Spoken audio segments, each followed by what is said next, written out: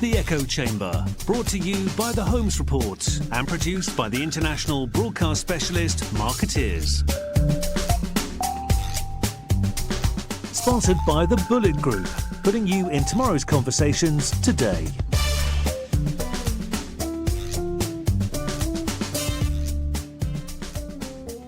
Hello everyone and welcome to the Echo Chamber. I'm Maya Pawinska-Sims, the Holmes Report's editor in EMEA, and I'm here in London today with Steph Bailey, MD and Senior Partner of FleishmanHillard Fishburn's corporate division. Steph, welcome to the Echo Chamber. Thank you very much.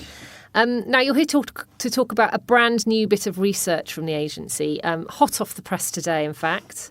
The authenticity gap, we're calling it, in looking at the issues where consumers are expecting brands to take a stand, which obviously impacts a quite wide slice of the comms industry. Can you talk us through the evolution of the research? It's in its 7th year now, isn't it, and where the idea came from? So, yeah, absolutely. So for the last 7 years, we've looked at the intersection between brand and reputation. And in particular, the gap that has been created where brands have failed to understand the expectations of the audiences next to the experience that they have. And as a result, there's been a disconnect that is either filled with misinformation from their competitors or from other groups, or alternatively, it is filled with information which has been created and generated where that vacuum exists. So we've been looking at that for the last 7 years. But on top of that, what we wanted to do was to create a pool of data that would be helpful to our clients and our prospects that showed what the issues are that our customers feel most strongly about. So there are 52 issues that we poll against, and those issues range from everything from knife crime, gun crime, to climate change and violence against women. So a huge range of different things that we look at. So let's talk through the main findings this year. What are the top issues where people are wanting and expecting companies to make a stand? Well, this year, as last year, data security and data privacy come out top. And it's no surprise, given the context of where we see tech companies in particular, that individuals feel most concerned with how that the data, and particularly their own individual data, is being used. So what's the kind of proportion of people who feel like that's the most pressing issue, and why is that still number one? Why haven't we cracked this yet? Well, there are a number of reasons. Data privacy and data security aren't one and the same. So when we originally did this, we bundled them together, but clearly, once we dug a little deeper, it was clear that the two were very separate.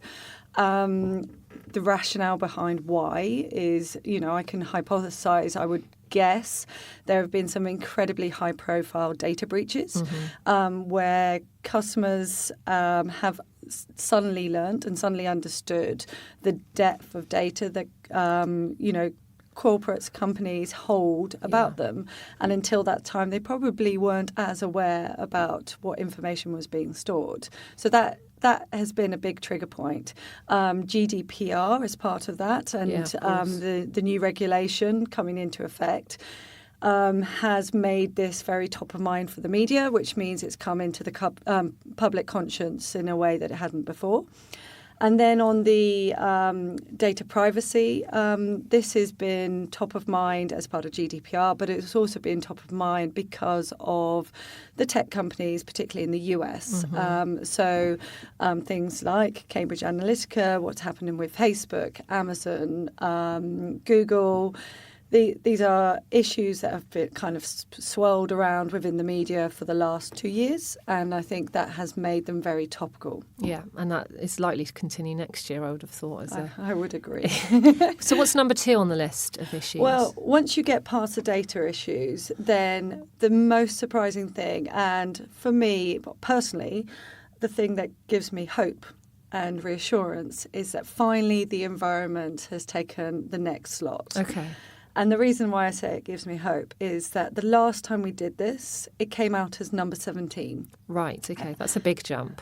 It's a massive jump. So we've gone from 39% of consumers thinking that this is an issue that companies should take a stand on to now 59% of consumers. Okay. That's essentially 1 in 3.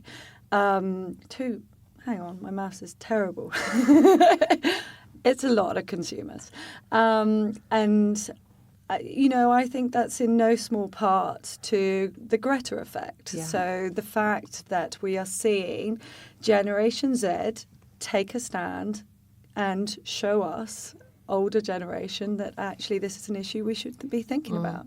And is that true across? You looked at a number of 20 industries or something in the survey. Yeah. Is that true across industry sectors? That dominance of the climate emergency for consumers? It's true across the board, but particularly prevalent in certain sectors. Okay. And it would be it's the sectors that you would expect. So, the textile industry, you can see it coming up as a top 3 issue. You can also see it impacting on finance in a way that it really hasn't before. And there are a number of reasons. So if we look at finance in particular, I wouldn't say that's just simply the Greta effect or the Extinction Rebellion. I would say that's also coupled with ESG.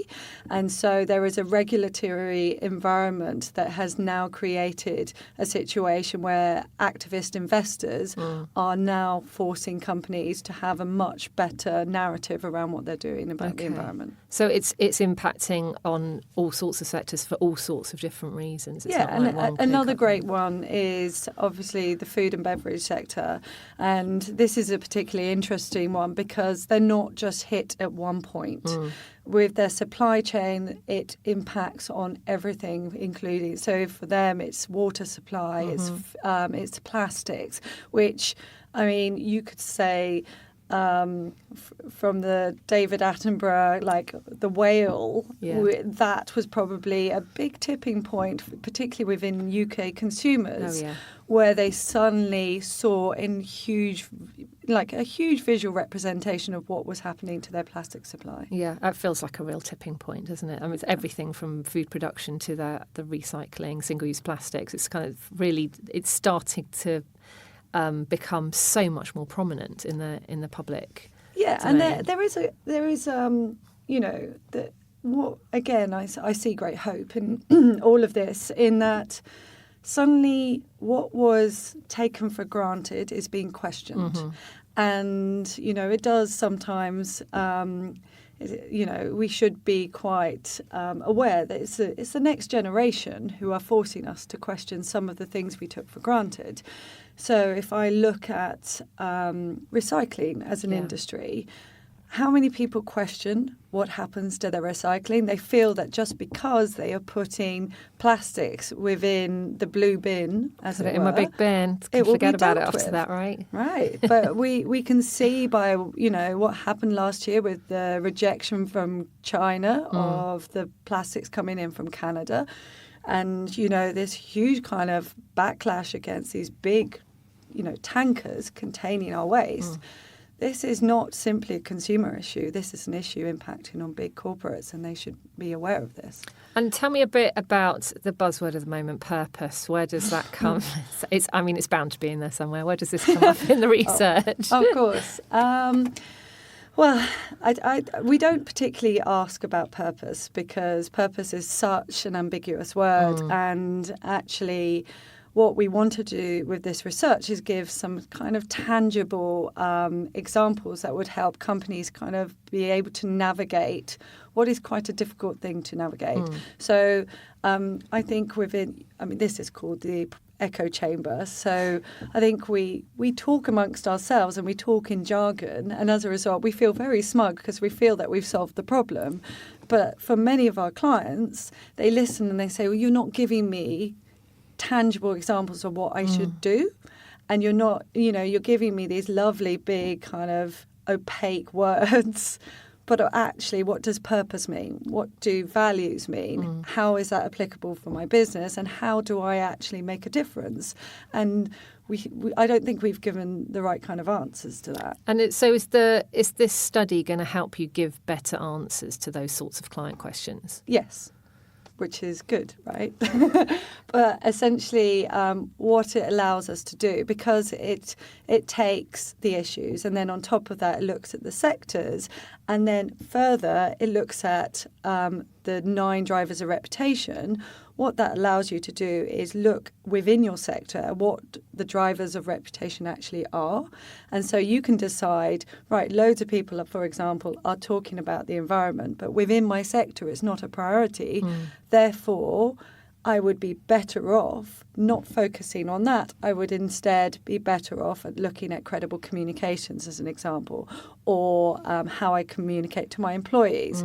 So what it does is kind of allows companies to navigate through the fog. Okay, and not just jump on any old bandwagon because everyone seems to be talking about it. And that's a really important point because, and this is the frustration, and you can see this in the negative reaction to, I mean, Pepsi is a well-known example, and I feel huge sympathy for the team involved in that because, you know, I can't imagine these decisions are ever made without huge consideration. But I would say that was a good example of where if a company's brand doesn't match the expectations of its audience, then suddenly having an opinion about an issue that feels completely divorced to what that brand represents, it just falls flat. Yeah, well, it might just be an internal conversation that hasn't ever made it out of the building before as any sort of external messaging or positioning. So it just feels random, doesn't it, really? I think that's exactly right. So the randomness, and, you know, and it's easy for me. I work in an agency. I'm in this kind of wonderful bubble where I clearly am very opinionated and I know exactly what I want. I'm not working within an internal system in which you have somebody who has a cause that they want to champion and they want to be able to kind of, you know, turn things around on a certain issue. And sometimes it's very hard for comms teams to be able to have the data to push back on those things, particularly when you've got someone within the C-suite who's very passionate about an issue. But I would say, and I would say it very strongly, that we're now within an environment that you can cause much more reputational damage if you do that and it is not aligned to where your brand is. Okay, so talking about the wrong things is kind of worse than saying nothing at all almost, isn't it? I would actually say that's true.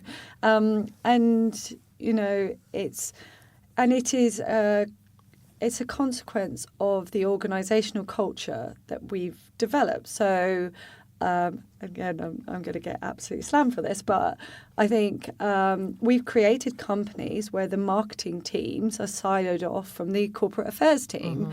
And, you know, what happens is these brilliant, beautiful, creative campaigns are developed with significant kind of impetus around them, and they're put through the paid media kind of funnel and out they go.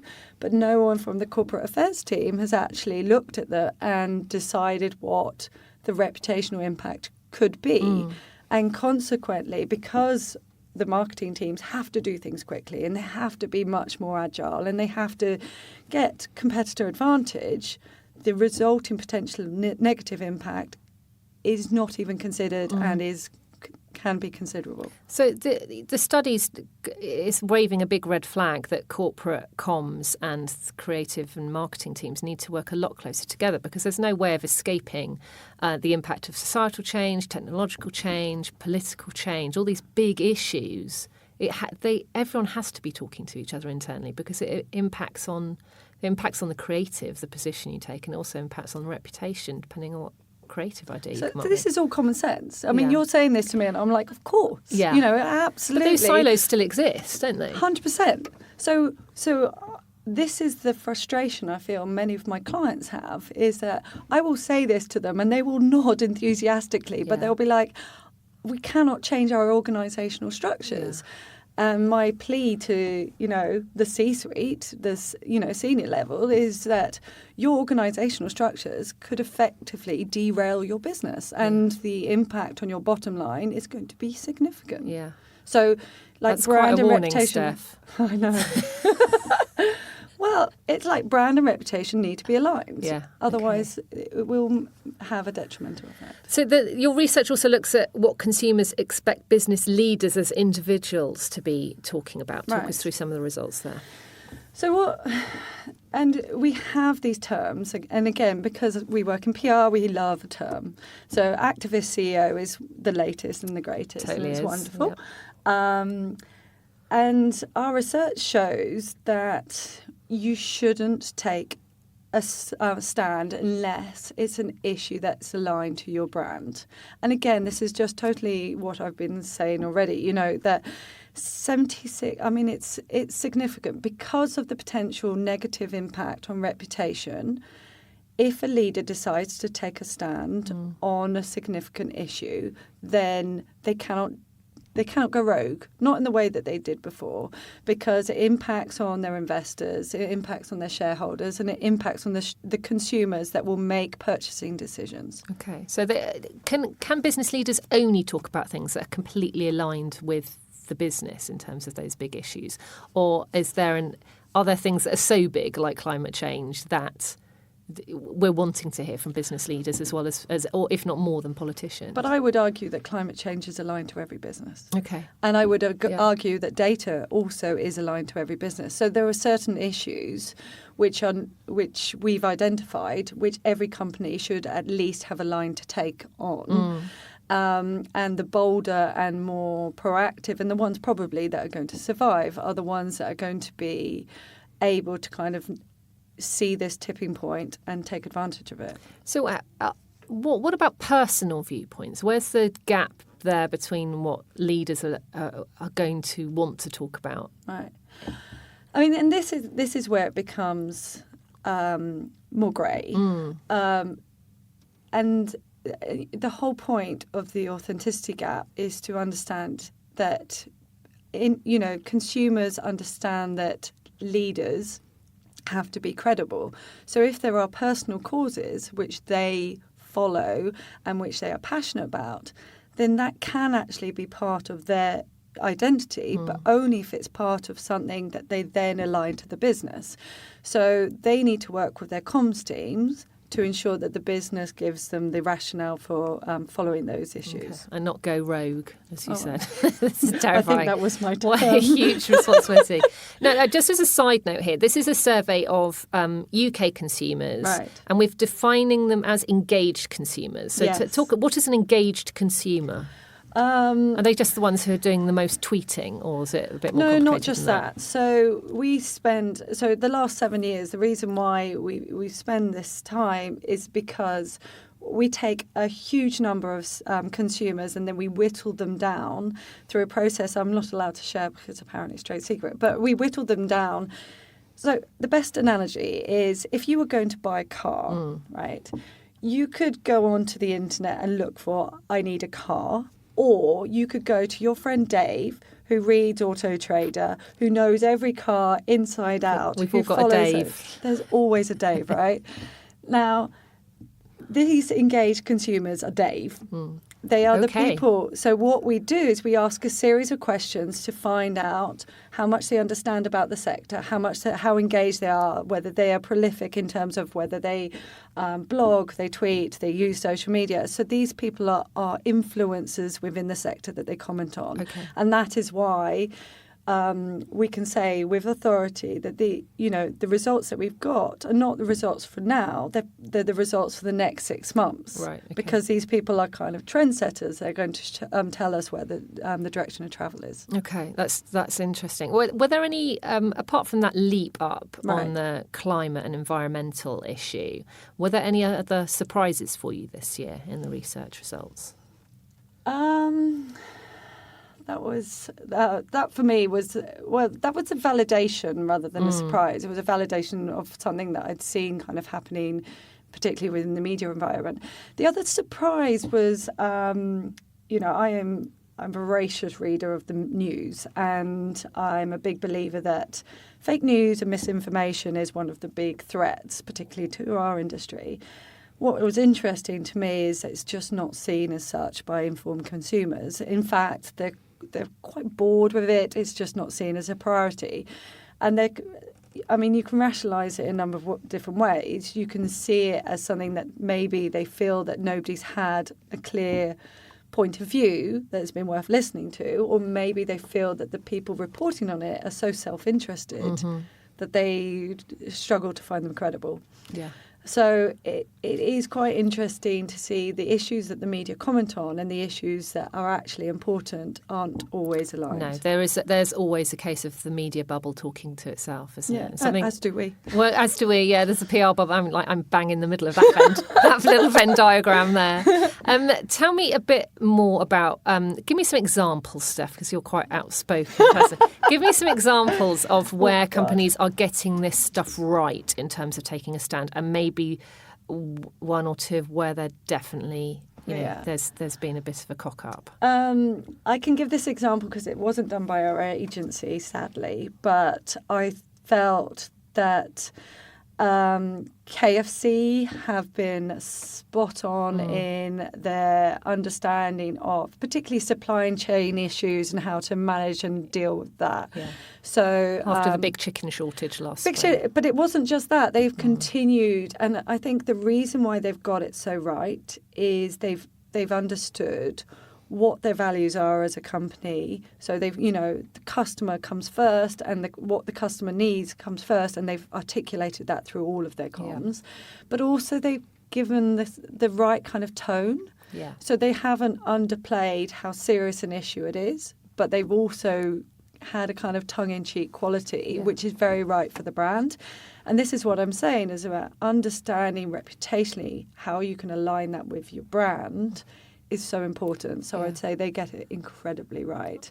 I mean, Nike is so overly exposed. It must be every conference for the past year. I would imagine every client must see that picture and go, oh God, here comes Colin. It's like, yes, we know they did it really well.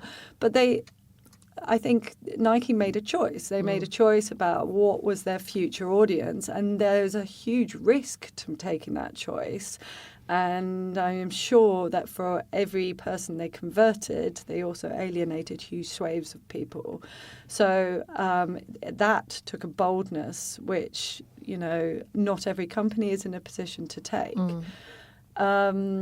So I think, those are the obvious ones. Companies that haven't done it quite right. The most recent one that I've seen is the Arsenal football shirt, which I thought was a brilliant piece of video content.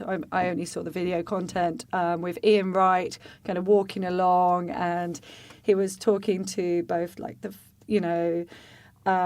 people of London, but also the team, and kind of talking about what it meant to be part of Arsenal. And I thought that was really nice. But then they opened it up to the public and asked people their thoughts on the shirt and everything like that, and they got absolutely deluged because ultimately I would guess it was a marketing thing where the reputational side hadn't been consulted, and they probably would have said, have you thought about the other football fans and what this is going to do? And some nice comment from Spurs fans on that particular piece of creative execution, obviously. Well, quite.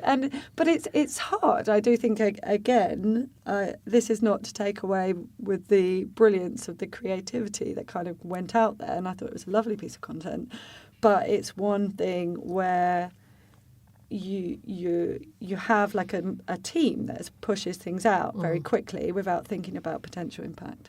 But there's such a tension there, isn't there? Because you don't want the whole thing to end up being run by lawyers. No. Right. So you've got to have that bold, quick fire, test and learn, beta mode, creative stuff going on because of the social and digital environment. Yeah. So is corporate comms going to be putting, is it likely that working closer together will mean that creativity is tempered, or it's just another thing to think about? Well, I would argue that, obviously.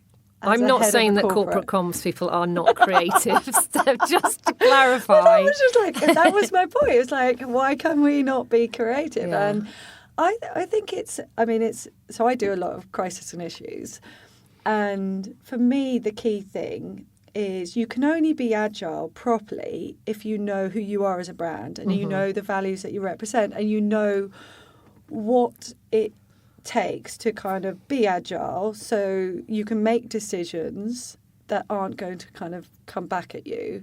And I think if you don't do that due diligence at the start, that's when you see an issue. Right, okay. So I think particularly with the companies that are on the up, there is this, because you're growing at the speed of light and you're trying to kind of take over share of voice and you're trying to kind of dominate the market, the thing that gets forgotten is the narrative, the sense of purpose, what values you have, because it seems an aside, it seems like something you don't need to do.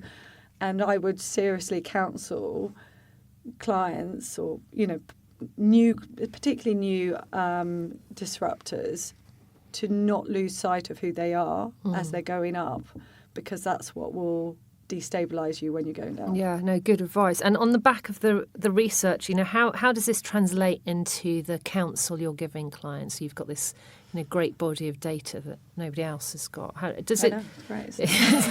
How's that? What are the kind of the key takeaways for you in terms of giving advice to clients from this? Well, the interesting thing is, when I first started, you could exist in little silos, and that was an advantage in terms of you could create your own particular piece of messaging and you didn't need to worry about anyone else, and therefore you could get things signed off. I would say nothing exists in a vacuum. I'm sure you've heard that before. It's very dull. I would also say, you cannot hide, right? I had a very interesting discussion with a client of mine, which was to the effect of we thought that we could continue business as usual when in fact our business was being eroded. And that is for me, that's a fundamentally different environment that clients are in now. The kind of complete levelling of communications means that you cannot exist in a stagnant environment. You can't hide. And there will be people eating your lunch, people taking your share of voice, people eroding your brand and taking away your values because they will see your competitive advantage if they don't do that. So I think it's an interesting time, but it's also frightening. It's exciting for you guys though, right? It's this is an exciting time for corporate comms. If you're going to end up having to work much more closely with other disciplines at different levels of the brand, that's kind of zhuzhing things up a bit for you guys, isn't it? It is, and it's but it's an education piece because there will still be the people within both sides who won't want that merger to happen. They will not want that alignment. They will feel very much that they can do it on their own, or because they are only judged according to their own silo, it's not a conversation that needs to happen. Whereas the more progressive companies and the ones that will evolve and emerge out of this are the ones that will recognise the changing environment. And maybe a bit of a culture clash as well. Well, huge, right? I have to say, I work very closely with our head of consumer, Lauren. Hi, Lauren, if you ever get to listen to this. And I wanted her to be on this podcast as well, because both of us have had huge enjoyment about the teams working together in a much more collaborative way, and it's much more fun. You're absolutely right. For us, it's a brilliant opportunity. It kind of breaks down boundaries and it makes the environment a lot more dynamic, and we can seize a lot more well, it's just better, right? Yeah. Well, it's better for the clients as well if you're working closer together and coming up with great ideas. What would you say that if you had to take one takeaway as a brand from your authenticity gap research, what would it be? I mean, what would you go away and do tomorrow or start tomorrow that you're not doing now? Okay, I would say it is not business as usual. Okay. Yeah. If you want to tread water, then the sharks will come and get you. Oh, wow. That's another big warning. It's got sharks, and we've had sharks and whales so far. So. Oh, God, I have. It's an environmental theme. David Attenborough would be proud of There's me. a giant... Did you see that thing about the giant squid off the coast of Cornwall this I week? did. Let's insert squid. There was into the also a conversation. brilliant Guardian cartoon which had the giant squid as Boris Johnson. Okay, that's gone somewhere else entirely. Hasn't it? So, have you got any plans to take this global? I mean, this is it's a great sample of really kind of Right.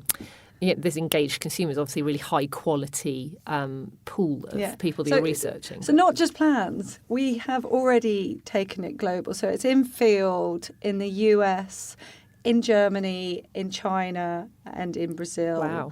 So we've got 5 different markets, which are key for us for a number of different reasons. And as of, I think, the US launch in September, I think Germany, once they hear all of these things, they will be next to launch. So will you be bringing everything together at any point into one big global report? I would like that to happen. Okay. Whoever's in charge of that, let Steph have the budget to do a big global report. It's fascinating stuff, and it's so relevant, Yeah. And nobody operates in geographic silos anymore, do they? No, So, quite. You know. And actually, having seen a lot of the research from a global perspective, what we're finding is exactly the same. I mean, obviously, there are different things triggering different conversations, but in the US, you're seeing very similar patterns. Okay. Well, anything else that you think is worth pulling out of the study that we haven't covered so far? We've done everything. I've talked about sharks. I've talked about whales. Any other sea creatures who are mentioned in the authenticity gap? None that... Well, I don't know. I think, if there's one piece of advice I would give my clients, other than break down your silos, but that's an impossible thing. The one thing that you could probably do tomorrow is actually prepare. So that data security is like a big issue. We know that data privacy is a big issue. The least you can do is make sure you're prepared for that next hack. Because reputationally, that is the thing that you're going to be judged by. Yeah, okay. Good advice. Steph Bailey, thanks very much for joining me in the Echo Chamber today. Absolute pleasure. You've been listening to The Echo Chamber. Brought to you by The Holmes Report and produced by Marketeers. Sponsored by the Bullet Group, putting you in tomorrow's conversations today.